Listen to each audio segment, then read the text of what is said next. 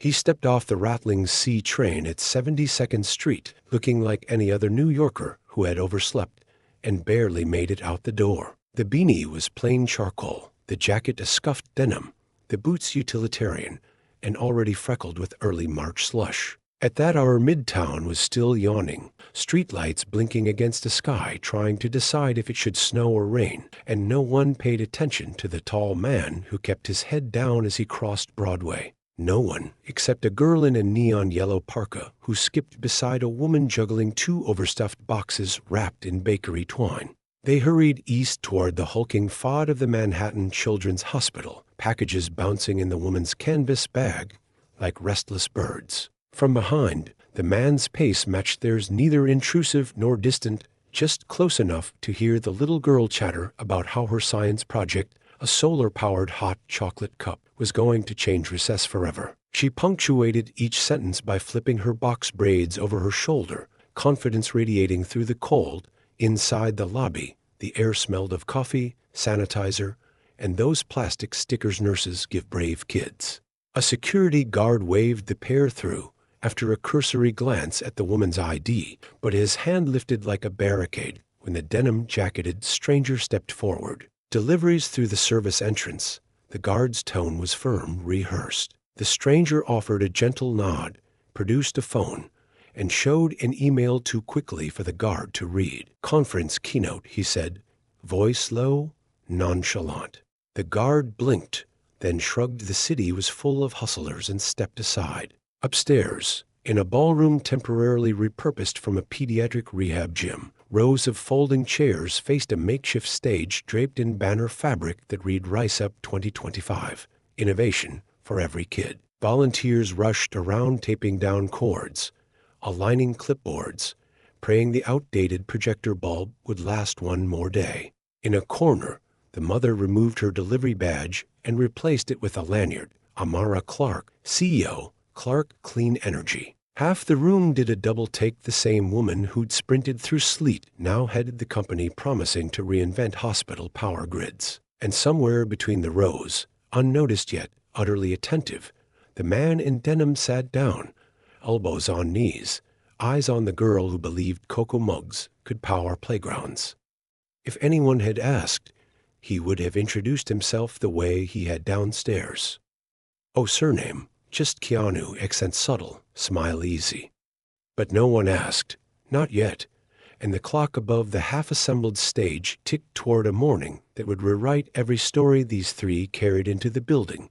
The program was supposed to be simple. 8 pitches from underfunded inventors, a lightning round Q&A, lunch with financiers, and a silent auction to pay for a new oncology wing.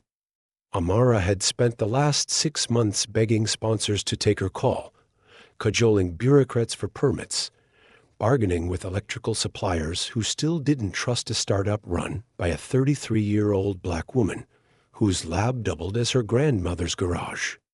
Today was supposed to be the payoff if she nailed these 10 minutes on stage. But non-stories have a way of lauding themselves into headlines, and trouble announced itself in the form of Victor Huxley, a venture capital legend whose shoes alone cost more than Amara's entire wardrobe. He arrived with an entourage of PR cameras, took one look at the program, and asked why Community Day had been stapled to the front of his calendar. When a volunteer replied that the event merged local outreach with high-impact tech, Victor laughed, the sort of brittle laugh that makes people apologize even when they've done nothing wrong. Within minutes, he had convinced the flustered coordinator to rearrange the schedule so his preferred founders people, whose companies already adorned his portfolio, could present closer to noon when the live stream numbers peaked. Amara's slot slid from 3rd to 7th. A volunteer whispered an apology, but her microphone was already being unplugged, her demos shoved backstage. Maya, her daughter, called her Dr. Mom, watched from a front row seat she had claimed at dawn. She whispered encouragement each time her mother's eyes found hers across the sea of blazers. Yet the horizon kept moving, and by noon, the audience looked restless, expensive watches flashing warnings.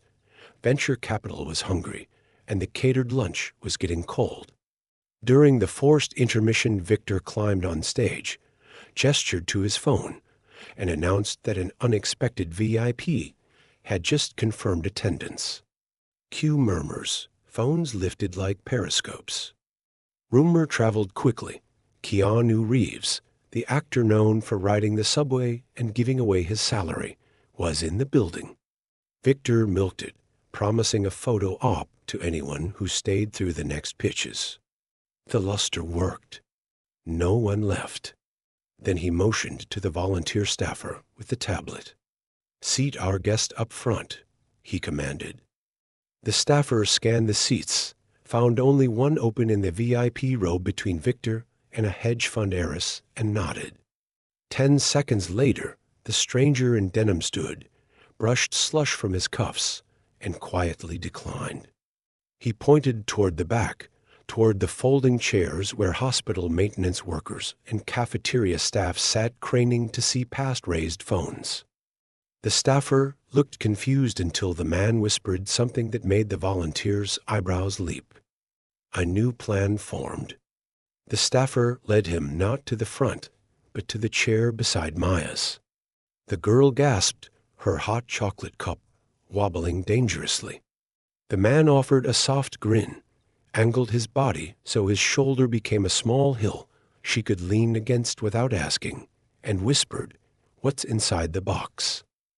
She lifted the Shoebox she'd kept on her lap and opened the lid. A circuit made from recycled phone batteries, copper tape, and a single solar cell the size of a postage stamp. "Hot chocolate heater," she said with the seriousness only 7-year-olds can conjure. "It keeps your drink warm without a plug, so nurses don't have to waste time." He nodded as though she'd revealed the secret to world peace. The lights dimmed before she could say more. Victor reclaimed the stage to introduce the final presenter, a robotic CEO whose slides looked like a Super Bowl ad. Amara watched from the wings, heart punching her ribs. She was not final. She was 7th. But the crew was already breaking down her station to make room for the lunch buffet. She stepped forward, voice firm. "My demonstration isn't finished." Victor raised a manicured hand. "We're out of time." Laughter, thin, uncertain, rippled through the hall. From the back row, the denim-jacketed man stood. He didn't yell. He simply said, "Then cancel lunch." The sentence landed like broken glass. Eyes swung toward him, recognition dawning in clusters. "Keanu." "Here?" Victor laughed again, but it curdled. "Sir, with respect, the donors of flights." The man stepped into the aisle, hands in pockets. "They can wait. Cancer won't." You could feel gravity rebalance itself. Doctors who had been too polite to interrupt now shifted forward. Parents whose children slept 3 floors below held breath. The maintenance crew folded their arms, solidarity silent yet thunderous. Victor swallowed but gestured grandly. "Very well. Dr. Clarke, if you can keep it under 5 minutes." She nodded, though her demo required 10 and 2 volunteers now carried half her props away. She began anyway, voice quavering at first, but gaining altitude as she explained how micro-turbines the size of bottle caps could harvest energy from hospital air vents, slashing utility costs and redirecting funds to treatment. She had built 3 prototypes in her garage, and the 4th, if funded, would power an entire pediatric ward. Mid-sentence, a crash echoed backstage. One of the volunteers had dropped the turbine model. Amara froze. Victor smirked. "Perhaps your tech isn't ready for prime time." That's when Maya stood on her chair, Shoebox above her head, like a championship trophy. "Use mine, Mommy." The room turned. Cameras pivoted. Amara blinked tears she refused to shed. The volunteer carried the broken turbine to her, whispering apologies. Keanu walked forward, took the Shoebox from Maya with exaggerated care, and placed it on the podium. "Show them how it works," he said to the girl. She pressed a tiny switch. An LED glowed inside the cardboard, and a spiral of steam rose from a paper cup balanced on a copper coil. The silence that followed wasn't absence.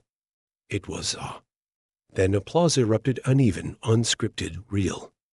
Victor tried to reclaim the mic, but an elderly nurse shouted over him, "Let the kid pitch." Laughter swallowed his protest. Maya explained the wiring, the solar cell, the reason every nurse she'd met hated night shift Coco. By the end of her 2-minute explanation, half the audience was filming, the other half wiping eyes. Keanu turned to Victor, voice still calm. 5 minutes are up. Now let's eat.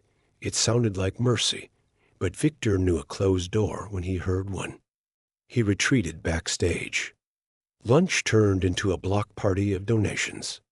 The cafeteria staff donated the buffet to the oncology floor so families could eat for free. A tech blogger posted a live stream tagged #CocoaRevolution, and within an hour, the hospital's donation site crashed under traffic. Keanu sat cross-legged on the stage stairs assembling more heaters with Maya and any kid who wanted to help, while Amara met investors who, for once, asked more questions about airflow than about exit strategy. At dusk, the makeshift stage lights flickered, threatening to surrender. Someone suggested moving to the parking garage where outlets were reliable. Instead, Keanu found the janitor who knew the breaker panel and followed him into the dark, returning with power restored, and the janitor announced as co-chair of facility upgrades. Cameras caught that too, and the clip went viral. Movie star carries ladder, flips breaker, hands spotlight to man who'd never had one. The silent auction opened after sunset. Victor tried to spin his MC duties into heroism, but bids bypassed the QR codes and landed directly in Amara's lap. A retired teacher mailed a handwritten check. A chain of coffee shops pledged 50 industrial turbines for rural clinics. The city's transit authority offered advertising space to promote cardboard-borne tech. By the time the projector finally died, the ticker on a borrowed smartphone showed pledges at $5.8 million, enough to fund the oncology wing 3 times over in seed grants for every inventor, shut out of their original schedule. While reporters cornered Victor about why he'd sidelined the day's biggest draw, Keanu slipped toward the exit, denim jacket back on, beanie pulled low. Maya spotted him and sprinted, hot chocolate cup leaking behind her. "Wait," he paused. She pressed the taped-up solar cell into his palm. "In case you get cold," he crouched to her height. "Will you build me a better one next year?" She nodded solemnly. He tucked the cell into his pocket like a diamond and vanished into the stairwell. On the sidewalk, he found Amara leaning against a lamppost, phone buzzing nonstop. She looked up, eyes shining. "I don't know how to thank you," he shrugged. "You already did. You built something that makes the world warmer. I just refuse to let it freeze," she chuckled, then sobered. "They'll come after me now, the doubters, the ones who say today was a fluke." He met her gaze. "Then let's make the fluke a flood." He handed her a folded sheet, the custodial contract for the hospital signed by a nonprofit Keanu funded anonymously. It included a clause installing her turbines in every city-owned building over the next decade. Her mouth fell open. "This is," he tapped the paper, "proof. When the storm comes, hold it high," a siren wailed somewhere down Columbus Avenue. Snow finally decided to win over rain, drifting under streetlights like static. Amara's breath curled in the air. "You're coming to the ribbon cutting, right?" He smiled. "I've got a date with a hot chocolate mug," and with that, he blended into the Manhattan night, another commuter in a city built of stories, leaving her to marvel at how quietly mountains sometimes move. 2 months later, the pediatric ward hummed with the soft chaos of survival. Beeping monitors, tiny 4 wheels rattling like shopping carts, lullabies played off nurses' phones. Above every doorway, a coin-sized turbine spun lazily, harvesting the breath of the hospital. Each one sported a doodled sun, Maya's signature, sealed beneath clear tape. Electricity bills had dropped by a quarter, and the savings displayed on a whiteboard near reception translated into 36 additional chemo rounds and a music therapist hired full-time. The lobby television looped a local news segment. RISEUP initiative expands statewide. Amara watched while scribbling equations on a tablet, revising blade curvature for colder climates. A reporter's voice over-narrated footage of maintenance crews across the city installing miniature turbines. None of them noticed the diffusion of dollars into oncology budgets, but parents noticed when medicine stocks never ran low. That afternoon, Maya arrived from school on a field trip. Her class had written letters to the children on the 5th floor, each envelope decorated with solar cells drawn in crayon. She spotted Keanu in the corner of the atrium, cap low, signing release forms for a documentary crew. He'd insisted keep their cameras on the kids, not him. She ran over, cheeks pink with energy that would have powered every micro-turbine twice over. "I made version 2, she announced, handing him a new heater printed on a 3D pen borrowed from art class. He examined the rainbow plastic prototype like it was made of gold. She had shaved her own head that morning, declaring hair overrated when you own the wind. Amara joined her daughter and the actor at the doorway. She whispered, "They're calling it the Clarke Reeves effect." He winced. "Sounds like a bad sci-fi sequel." She laughed, eyes glistening. "Maybe, but it's real, and it's happening because you refuse to stay silent."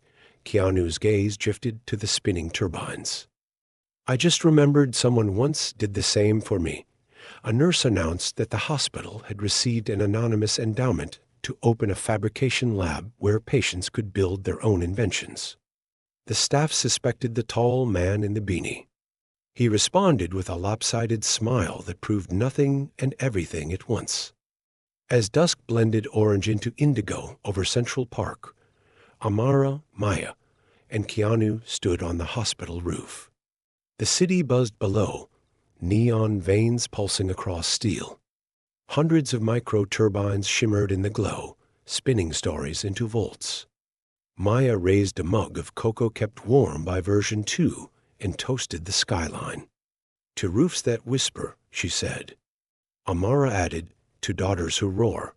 Keanu lifted his own cup. "And to anyone brave enough to reroute the current." A helicopter flew past, camera lights flashing the documentary. No doubt, but the trio didn't flinch. Their story wasn't up there. It was in the quiet spin of unseen blades, in hospital hallways where savings looked like extra hours, in classrooms where children drew power in crayons. The sky accepted the night, turbines kept turning, and somewhere a doubter muttered that miracles were overpriced.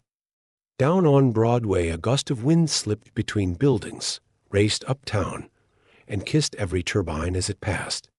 Lights flickered on, one by one, across windows where children battled dragons unseen. And if you listened closely, really leaned and past the traffic and the city sirens, you could almost hear the hum of 1,000 small wings refusing to stay still, all because a man in denim decided that daydreams deserve daylight. Ready to change the current with us? Tell us where you're reading from. Drop A in the comments and share the moment you realized one quiet voice can power an entire city.